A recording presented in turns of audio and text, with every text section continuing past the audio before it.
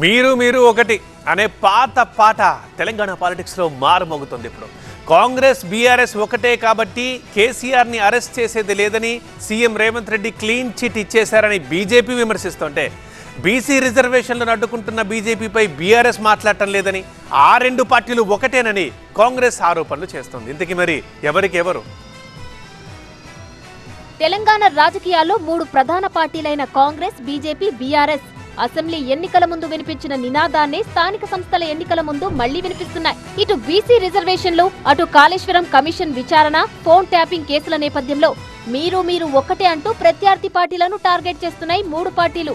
BC రిజర్వేషన్ల bill ఆమోదం కోసం ఢిల్లీ వెళ్లిన సీఎం రేవంత్ రెడ్డి కేసీఆర్ ను అరెస్టు చేసే ఉద్దేశం లేదని, ఎర్రవల్లి ఫామ్ హౌసే చెర్లపల్లి జైలులా ఉందంటూ చిట్ చాట్ లో కామెంట్ చేశారు.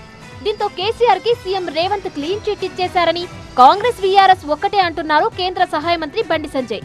ఆ రెండు పార్టీలు ఒకటేనని, అందుకే ఫోన్ ట్యాపింగ్, కాళేశ్వరం సహా ఏ కేసులోనూ ఇప్పటి వరకు రాజకీయ నాయకుల అరెస్టులు జరగలేదన్నారు. ఇద్దరు ఒకటే. కేసీఆర్ ఏ చెప్తే రేవంత్ రెడ్డి గారు గదే చెప్తాడు. కేసీఆర్ గారు ఏ మాట్లాడమంటే రేవంత్ రెడ్డి గారు గదే మాట్లాడతారు. కేసీఆర్ గారి అభిప్రాయం ఏందో రేవంత్ రెడ్డి గారు గదే అభిప్రాయాన్ని బయట చెప్తాడు.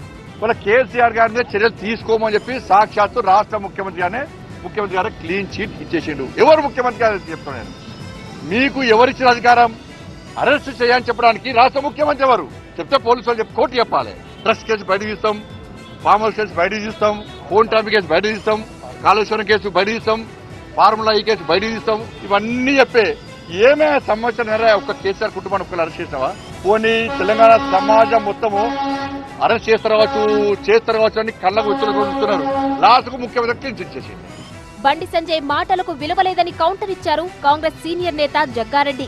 బీఆర్ఎస్ అవినీతి బయట పెట్టేందుకే కేసులు, కమిషన్ విచారణలు జరుగుతున్నాయని, కేసీఆర్ ను జైలుకు పంపడం కాంగ్రెస్ విధానం కాదన్నారు జగ్గారెడ్డి. ప్రజలకు తెలవాలి వాళ్ళు ఇట్లా తప్పులు చేశారు అని, ఆ ఉద్దేశంలోనే కమిషన్లు వేసారు. తర్వాత ఏం చేయాలి అనేది తర్వాత సీఎం రేవంత్ రెడ్డి గారు ఆలోచన చేస్తారు. బండి సంజయ్ పని ఏంది ఎంతసేపు? నువ్వు ఢిల్లీలో కూర్చొని ఏమన్నా తీసుకురా, కానీ నువ్వు కూడా గల్లీలో కూర్చొని పకాతు వాని లోపలయ్యి వీని లోపలయ్యి వేయకపోతే నువ్వు వానితోటి దోస్తూ ఏమైనా అర్థముందా? అది ఇలా ముచ్చట్లకి ఏమైనా బండి సంజయ్కి ఏమైనా అర్థముందా? ఇటు బీసీ బిల్లుకు మద్దతు ఇవ్వని బీజేపీపై బీఆర్ఎస్ ఎందుకు మాట్లాడడం లేదని కాంగ్రెస్ ప్రశ్నిస్తోంది.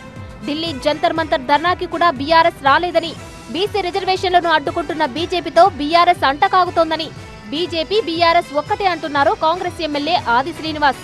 అరే బీసీల కోసం బీఆర్ఎస్ పార్టీ ఏం చేస్తుందని చెప్పిన సందర్భం అడుగుతా ఉన్నాం. ఈరోజు మీరు చట్టాన్ని రూపొందించి ఢిల్లీ ప్రభుత్వానికి పంపిస్తే ఎందుకు మీరు ఢిల్లీలో భారతీయ జనతా పార్టీ ప్రభుత్వాన్ని నిలదీయడం లేదు మా బీసీల పక్షాన్ని అడుగుతున్నాం. ఈరోజు బీసీ సంఘాలు 2 మాసాల క్రితం ఇదే జంతర్ మంతర్ దగ్గర ధర్నా చేసి మిమ్మల్ని ఆహ్వానించిన బీఆర్ఎస్గా మీరు రాలే, బీజేపీని ఆహ్వానించిన బీజేపీ రాలే. మొత్తానికి మీరు మీరు ఒకటే అంటూ తెలంగాణలో మూడు ప్రధాన పార్టీలు చేస్తున్న రాజకీయం స్థానిక ఎన్నికల్లో ఎవరికి అనుకూలంగా మారుతుందో చూడాలి.